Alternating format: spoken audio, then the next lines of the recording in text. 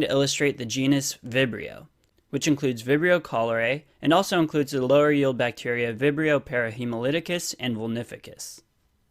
The name of this drawing is Colonel Cholera's Base Camp. It takes place in a military camp in rural Southeast Asia. So let's start drawing the setting.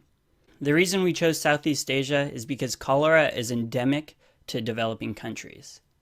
And over here is the colonel. He kind of looks like a dictator, but he's not quite that cool yet. He's just a colonel. And right off the bat, the colonel signifies something about Vibrio that we have to know. The genus Vibrio is a comma-shaped bacteria. Helicobacter and Campylobacter have a very similar shape, but they're slightly more helical or spiral. So comma-shaped is a buzzword specifically for Vibrio. And to represent this, we gave our dictator a very sexy comma-shaped mustache. For the most part in this video, we'll be talking about the species Vibrio cholerae, which causes cholera. And if you remember, that's the disease that kept killing off your family in the computer game Oregon Trail. But cholera causes profuse watery diarrhea. And I mean profuse, sometimes even 10 to 20 liters a day. And the stool itself is sometimes described as having the consistency of rice water. So this is easy for us to remember because the entire background of the scene are rice paddies with water on the fields. And to solidify that it's causing only watery diarrhea as opposed to bloody, we'll draw this outhouse over here. And you can see it's kind of overhanging the river. And in the river below, right here, you can see that the water is sort of brown. And so this really literally signifies watery diarrhea. And this is also very literal in its illustration of how cholera is transmitted. If you could just imagine that this soldier up here in the bathroom has cholera and he's having diarrhea into the river, then downstream from the river, the poor farmer that drinks the water is going to also get cholera. So in other words, cholera is transmitted fecal-orally via poor sanitation that leads to contamination of food and water sources with human feces. Now over in the front, we'll draw another soldier, and he's holding a map of the entire area. Notice we made the river on the map especially windy. We did this because we want the river to represent intestines. So now look back at the river and pretend that the river banks represent the mucosa of the intestinal wall, and the river itself is the intestinal lumen. And with this model, we'll describe the pathogenesis of cholera. Now in the river, or the lumen, we'll draw a raft. This raft is going to represent one Vibrio bacterium, or one bacterial particle. We'll make it comma-shaped and red, the red of course because Vibrio is gram-negative, and notice how it's attached to the dock by a rope.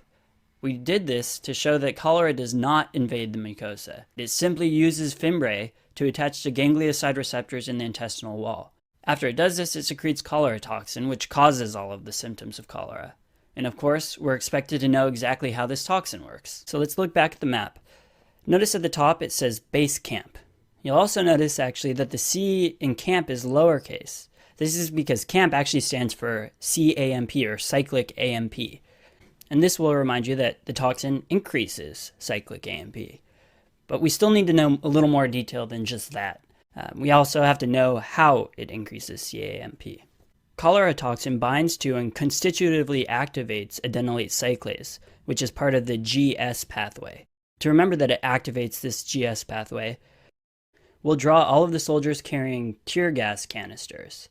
The G and the S in gas will remind us of GS, so we went ahead and wrote that on the canister. That should be good enough. So overall, just remember, cholera toxin activates GS, causing an increase in CAMP, which leads to secretion of water into the intestinal lumen, hence the watery diarrhea. So it should all make a lot of sense now. Alright, now that we know where all the watery diarrhea comes from, how do we treat cholera? Well, although antibiotics have been shown to reduce duration of symptoms, the primary treatment is still oral rehydration therapy with electrolytes. We'll represent this simply by having the colonel drinking water. Okay, now turn your attention back to the map. Notice it says base camp.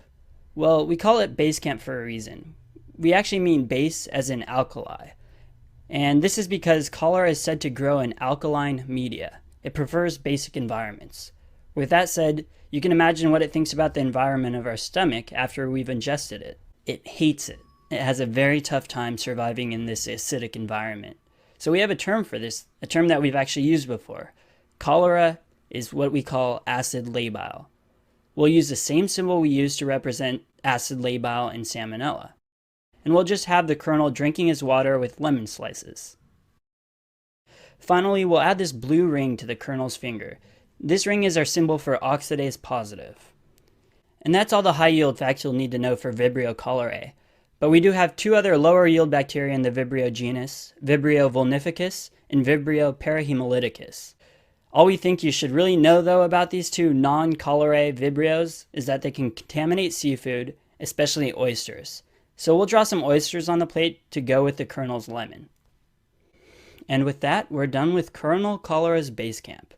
Hopefully the title alone gets you a couple questions right, because from the title, you know that cholera grows in alkaline media, and its toxin also causes that increase in CAMP. Now on to the next one.